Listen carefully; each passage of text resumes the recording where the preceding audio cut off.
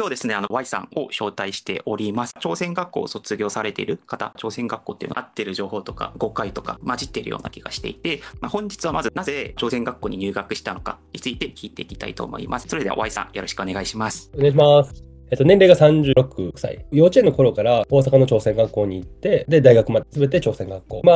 会社を経営しているっていう感じですかね。ありがとうございます。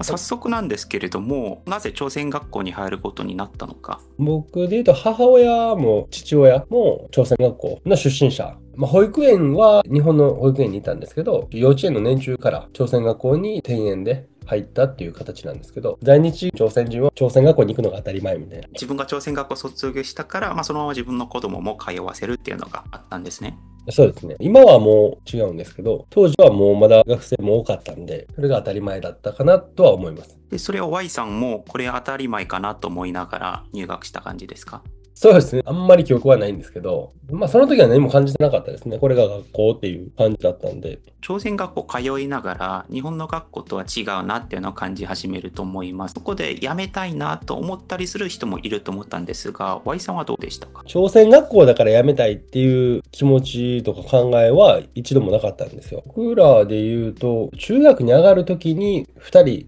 日本学校に行った。高校に行く時に、その時も1人か2人日本学校に行ったっていう形なんですけど、僕自身は朝鮮学校だから辞めたいとかそういうのはなかったですね。通われていて満足されたというイメージですか？そうですね。思春期とかはもちろん日本学校、朝鮮学校問わずあるんで、個人的には学校が嫌だとかそういうのはあったんですけど、それが朝鮮学校特有の原因によって引き起こされるものではなかったなと思うんですよ。当時の日本の学校とはこういうことが違うんだなっていうのはどういった部分がありましたか？まずその学校内では韓国語、朝鮮語を使わないといけない。あとは国語っていう授業の科目が韓国語、朝鮮語で、その他に日本語カリキュラムが違うっていうのもありますし、今振り返ると、朝鮮戦争だったりとか、そのあたりの生々しい写真、見たいやつは前においでっていうのがあったんですけど、もうそんなの見たくないっていう子もあれば、見たいっていう子もおったりして、で今振り返ってみたら、なんていうんですか、反日感情というか、反米感情というか、アメリカはもう敵だみたいな、そういう教育はあったんかなとは思いますね。じゃあ、次の質問として、朝鮮学校ってそもそもどういう学校なのか。朝鮮総連が運営している在日韓国人、在日朝鮮人が行く民族学校っていう感じですかね。よく比較されるのが、韓国学校もあるんじゃないと言われるんですけれども。民団の学校があるっていうのは正直、社会人になるまで知らなかったんですよね。なんで、朝鮮総連がやってる学校、だから、なんすか、民団と違うとか、大学の時もわからなかったんで。ありがとうございます。朝鮮学校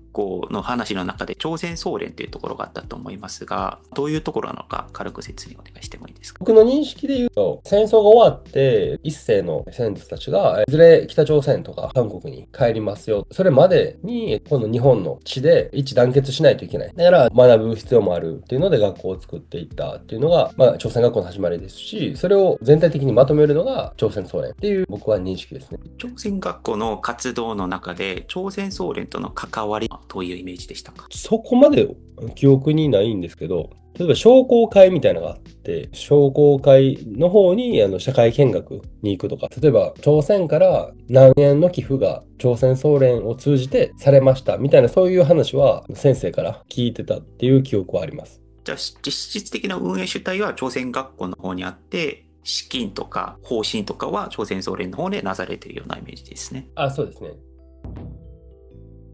で、次の質問としては、当時はどのような人たちが朝鮮学校に通っていたのか。大体在日の3世、4世が多かったですね。おじいちゃん、おばあちゃんが日本に来て、孫世代が多いですね。先輩後輩も含めてそういう時代でしたね。じゃあ、韓国から日本に渡ってきた人、1980年あたりから渡ってきた人もいると思うんですけども、そのような人たちは基本いないような認識ですか？そうですね。いないですね。で、その中には、国籍として韓国籍とか朝鮮籍とか日本籍もあったと思いますが、それも基本在日朝鮮の方々が国籍を選んで分布しているようなイメージですか？そうですね。もちろん親世代が何かしらの事情があって、日本に帰化する方もいらっしゃいますし、何か強制されるとかそういうのじゃなくて、僕は朝鮮籍でずっと行ってたんですけど、国籍を選んでましたね。基本はその在日朝鮮の昔からいとった方のルーツ、子孫たちがって感じですね。そうですね。それと関係がないような人たち、例えば一般人も入ろうとすれば入ることはできるんですか？いや、入れないんじゃないかなと思ってるんですよ。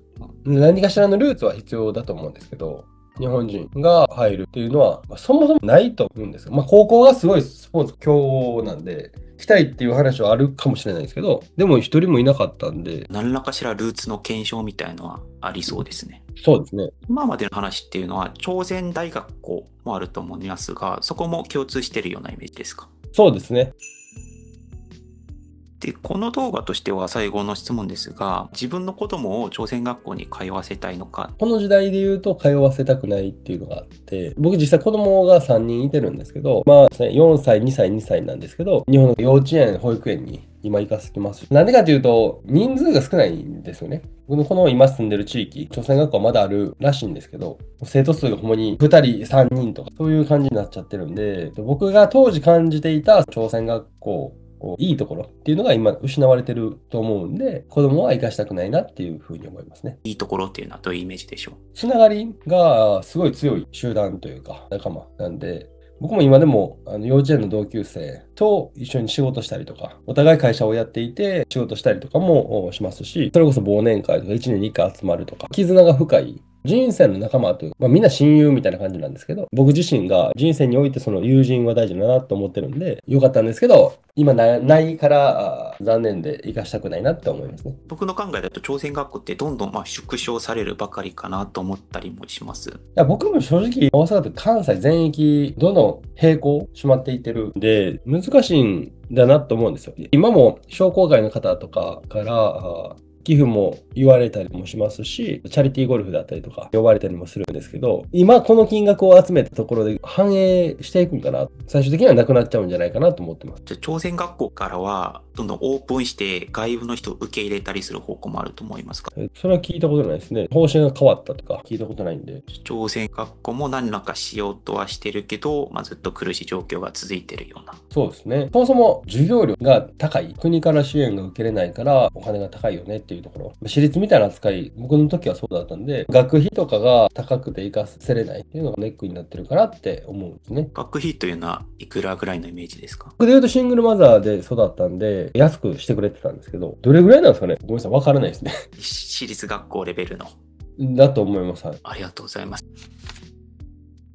この動画はここまでしたいと思っていて、最後の教育の話、僕も朝鮮学校の教育っていうのはだいぶ気になっていて、次の動画で実際どのような教育が行われていて、いわゆる日本嫌いな人がたくさんいるみたいな噂もあるんですけども、その辺どうなのかっていうのを聞いていきたいと思います。青井さん、朝鮮学校っていう敏感なテーマにもかかわらず、こうやってインタビューを受けてくださりありがとうございました。ありがとうございました。